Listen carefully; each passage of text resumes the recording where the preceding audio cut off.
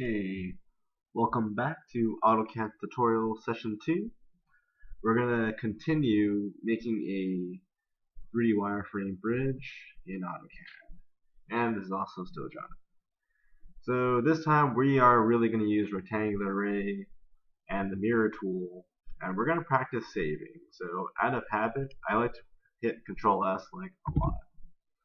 And this thing shows up. So heads up, please save a lot. So now we should have something like that, and now we're going to type array rect to make this. So let's copy that picture. So select what we have over there, array rect, just like that. Press enter. So we have two columns. There's 36 in between. We have one row. And let's say we have two levels. This looks like that, and the difference is 6. So should look just like this, and then we're going to press escape. Pretty simple, right? The reason why we're making a double-decker bridge is pretty much because the last year's team created a double-decker bridge. So just in case you make a double-decker, this is kind of how you would do it. So let's use the mirror tool. So we're going to select all of this. Let's pretend that this is exactly half of our bridge. We're going to go in top view and type in mirror. So type in MI for short. I'm going to click here and the endpoint, click somewhere. Array source object, we're going to type in N or just press enter. Both will work, and voila. We got ourselves something that looks kind of bridgy, I think, in my opinion. So the thing is, like, this is definitely not going to stand on its own. We need some sort of cross bracing. So we're going to use a line tool. And the nice thing about line tool is that it works in 3D space. So we go here from this endpoint to this endpoint. Press enter. Press enter again to recall the same command. You can also do the same with spacebar. It's kind of a lazy way of doing things. I like lazy. I think it's called efficient. What you can do, because it's a line tool, I can make a copy of this from here and put it there. I can also take this. I can mirror it as well. Go to top view. Guesstimate where that midpoint is. Bam. There's a ton of ways you can do that on both sides. But make sure your snap is definitely on. So on the top deck, we're going to use really specific endpoints. So I'm going to take the endpoint here, and it's going to go to the endpoint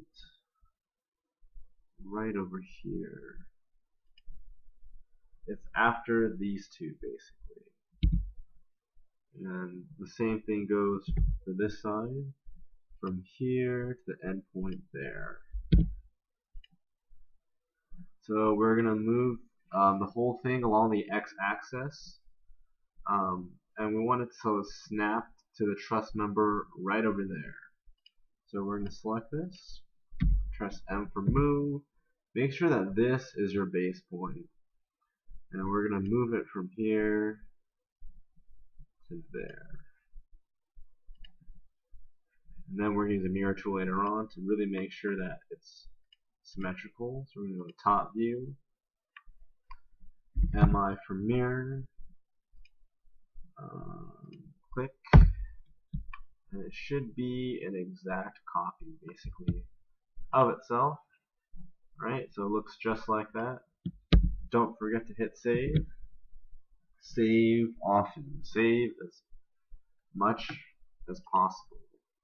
In addition, we're pretty much ready to import this into SAP. Unfortunately, SAP doesn't like arrays. So you see all this stuff, array, array, array.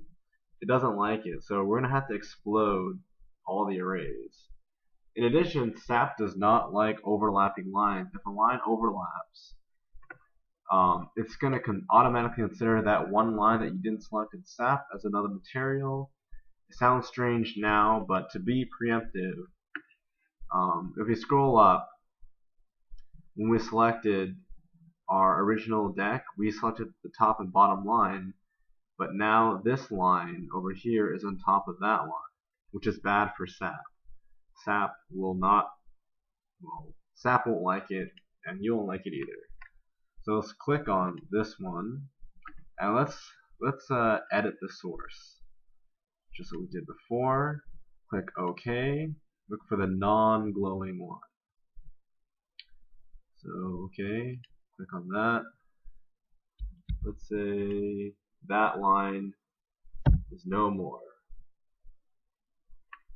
Let's see what happens. That's interesting.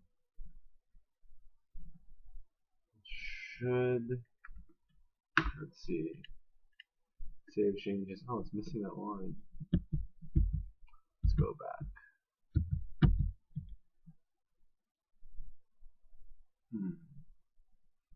Maybe I can select this line. Maybe select that.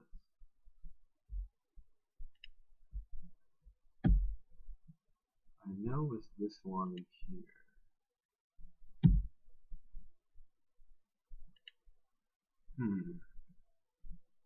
That's very strange. We did select both of them earlier. Let's try this. Let's escape. Discard changes. If I explode this, if I delete this line, yeah, there's another line on top of it. Fortunately, because of our clicking abilities, we're kind of limited, so you gotta do this one by one. So just to make it easier, let's type explode for the whole thing. So now none of these are arrays now. And let's make sure again, type explode because we had arrays within arrays. Now they're all individual lines. So all of these, delete these. So now you delete it, there's nothing there. There's no overlapping lines. Actually, if we did have overlapping lines, let's say this is still there. So I'm going to do the same thing, explode, and then double tap and explode again. And if I see the delete that, there's another line there. But I should be able to select this and type overkill. And don't really worry about this. Just click OK. And this tries to see if there's any overlapping lines. So now it's just one line. If I delete it, that's it. For SAP purposes, this is pretty much okay. Kind of. Not exactly good practice, but if you just really wanted to import this and assume this whole thing was rigid into SAP, you could do it this way, or you could just individually delete those lines, which I think is actually more helpful for reasons later on. Let's see what else. I think that's it. Oh yeah. We're going to do layers after this.